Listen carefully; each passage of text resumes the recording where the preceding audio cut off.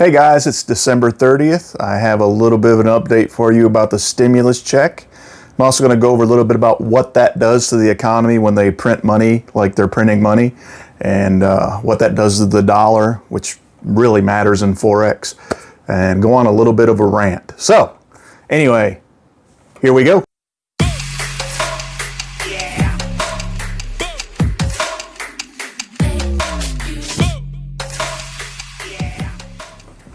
Hey guys, so I went through some websites today and kind of found a bunch of things about this new stimulus bill that they passed.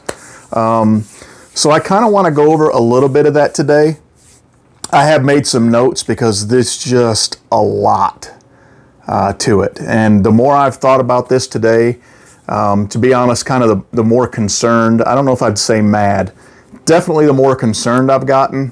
For those of you who don't know what printing a ton of money does, and that's basically what we have to do. We have to borrow all this money, and that pretty much is something that your kids and grandkids and great grandkids at this point are going to have to pay back. You cannot continue to do this and not pay back. But what this does to the dollar and things like that, we're going to get into a chart, and I'm going to show you what since COVID kicked off in about March is when we started seeing a bunch of cases.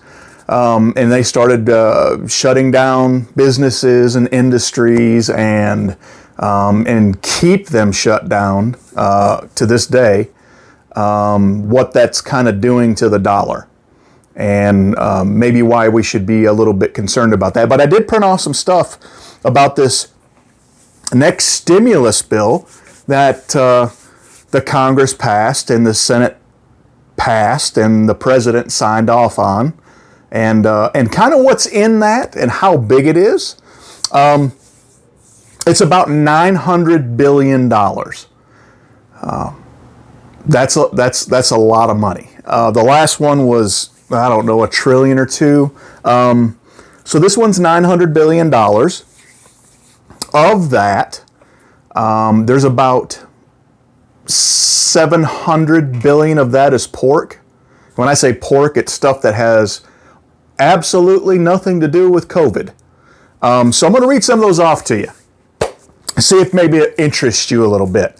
I mean, this thing has, it really doesn't have anything to do with the pandemic or the virus.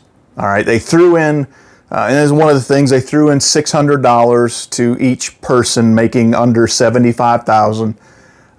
If you're a couple, you have to make under, I think, $150,000, and both of you get it. And then you get $600 a kid. It was $500 the first set. Now it's $600. So if you have a child or children or an entire football team, then you get $600 per child. Doesn't matter if it doesn't matter if they got a Social Security number, you're going to get the $600 if you're their guardian or parent. This thing has more pork in it than a Tyson plant. Okay. Some of this stuff is just, it makes your blood boil, but you don't see any of this on the news. So I'm going to go ahead and tell you guys what some of this stuff is. First, the entire bill was 5,593 pages. 5,593 pages. They gave Congress, or the Senate, I think it was the Senate, doesn't matter, either way, 6 hours to read it. Now, I don't know how fast you read, but 6 hours, I mean, that's how long you had to read the bill. So it was like, you remember when they passed health care a long time ago? They passed Obamacare. And they said, this, I think it was Nancy Pelosi that got up in front of the camera and said, hey, we have to pass it to find out what's in it. That's what this is. They got to pass it to find out what's in it. So I'm going to tell you some of the stuff that's in this. So I like I said, $600 an adult, $600 per child. If you make under $75,000, or I think it's $150 collectively. So all together, because I don't know if you knew this or not, but costs money to actually send out the money. It costs roughly $400 million just to send out the money. That doesn't, so, okay. So, Exhibit A. We are going to send Pakistan, okay? We're going to send Pakistan $15 million for democratic programs. I don't know if you've ever been over to the Middle East or heard anything about Pakistan. We're going to send $15 million over to anyway, $15 million is going to be for democratic programs. But here's the great one. We're also going to send $10 million to Pakistan for gender studies.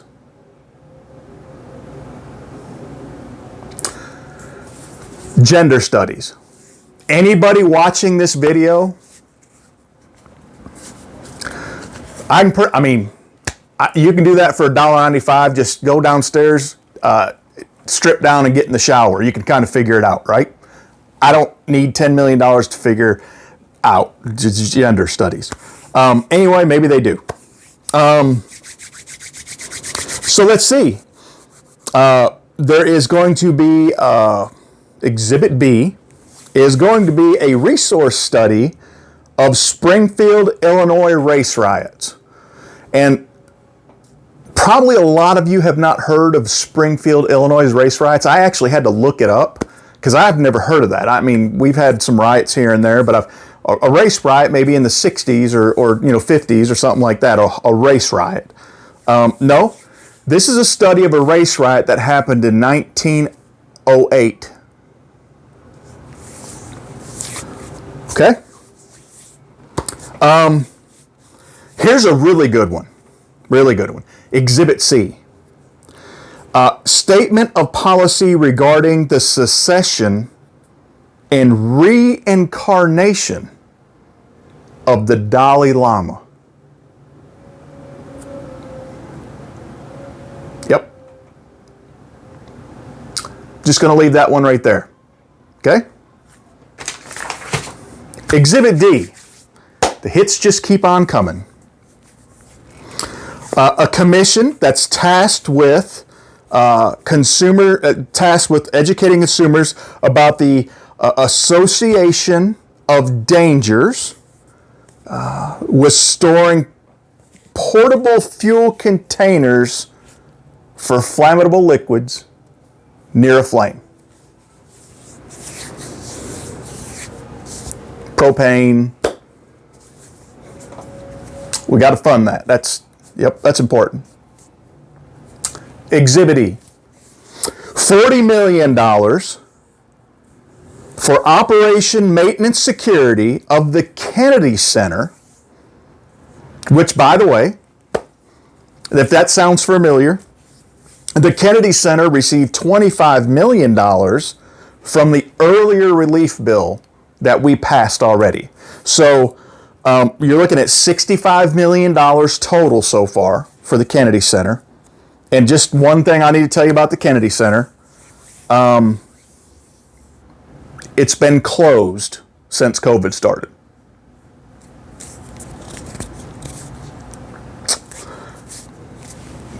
Yeah. So here's some more.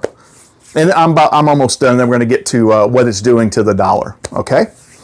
And I also pulled up the debt clock for you guys to kind of show you how much debt that we have currently right now and why it's a concern. $86 million for assistance to Cambodia. $130 million to Nepal. Half the people watching this probably don't even know where that is. Okay? It's in Asia. $135 million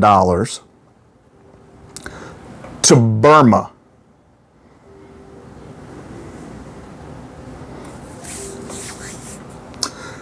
$453 million to Ukraine. Ukraine is kind of southeast of Russia a little bit. You may have seen it in the news. Russia went down there, took a little land from them, and here we go. It's the one that I guess the president was supposed to be buddy. I don't know. But they're getting a whole lot of our money. And my favorite one, $700 million to the country of Sudan. Now somebody needs to tell me, in a COVID relief bill called the HEROES Act, what does $700 million Sudan have anything to do with that? We elect these people now. Keep that in mind. We're the one that put them. So, hey, both parties are guilty. The president of this country is guilty. The president coming into this country is just as guilty. The man's been around in politics for 40 some odd years. Trust me, he has his deals too. Like I said, this bill, this farcing, this prison beating to the American people was 5,593 pages long.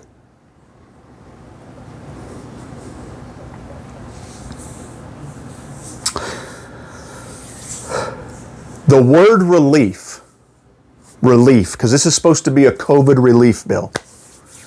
The word relief was in this bill, according to the Free Press, New York Free Press or something like that, 197 times in 5,593 pages. Here's a funny thing. The word horse appears 192. 5 times shy of the word relief. If they go ahead like they're talking about doing and adding money to this up to the $2,000 level for each person, then this does not include the money itself being given out to the people. It will cost an additional $300 million just to send that money out to the people. That's where your money's going.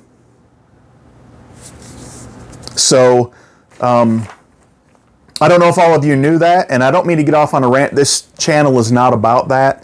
This channel is a lot about Forex and helping people, understand Forex and what HYDRA can offer people to Forex and things of that nature. But this affects our economy. This affects the dollar. This affects the markets. More important than any of that, this affects your kids and your grandkids and your great-grandkids. This country cannot sustain spending money like it's frickin' water. But yet, we will continue to vote these people into office instead of making the hard choices. So, let's get to that chart and let's check that out and see what that does to the dollar. All right, guys? So, hey, guys, this is the national debt clock. If you've never seen this before, this keeps up with a whole bunch of stuff, but really your attention needs to be drawn to the top left of the screen. The debt clock now says, and this was a couple days ago, so this has actually increased. You can see how fast this increases. $27.5 trillion. Okay? $27.5 trillion is how much this country is in debt right now. So I kind of want to show you guys the debt clock. Not sure if you've ever seen it. The next thing I kind of want to go over, guys, is the dollar chart.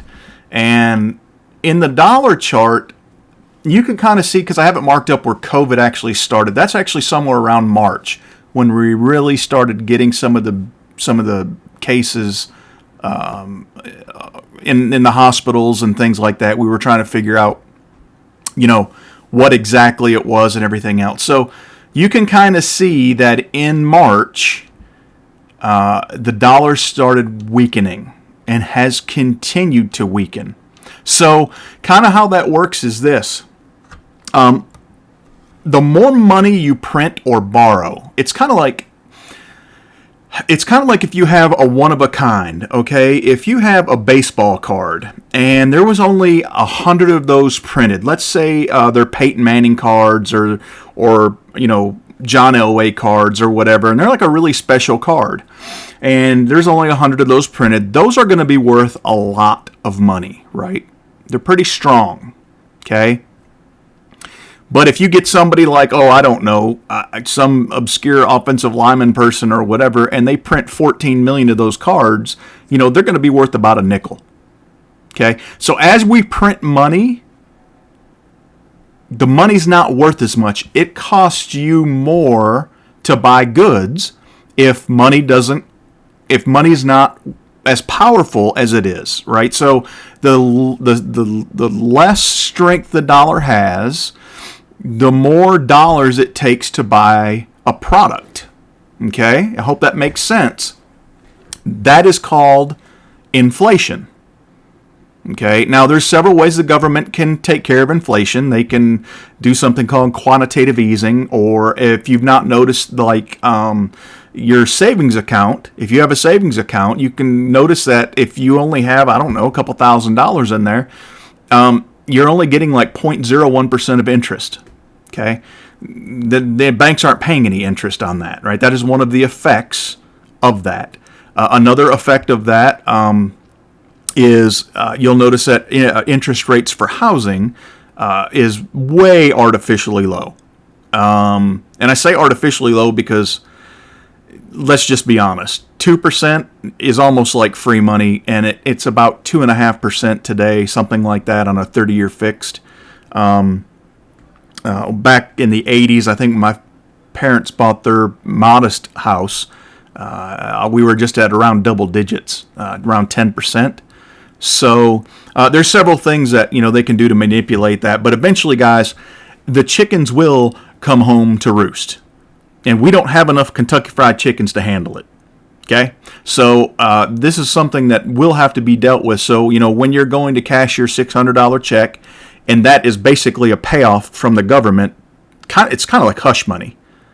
Because, if they just passed all this stuff and this just went out and nobody got anything for it, everybody be raising Cain, and oh Lord, it'd be the end of times. So, guys, I hope that kind of clears some of the fog up, and so you kind of understand what's going on. So, hey guys, I hope you got something out of this video. Make sure you subscribe, thumbs up, like this thing, share this video if you got any value out of this at all. Maybe this will help you understand how this affects the dollar and kind of what this does for the country. And if you have any opinions, please drop them in the comments. It would be awesome to read some of the comments, whether you think I'm right or I'm wrong or whatever. So guys, with that, have a great New Year's, and we will see you again in 2021. See ya.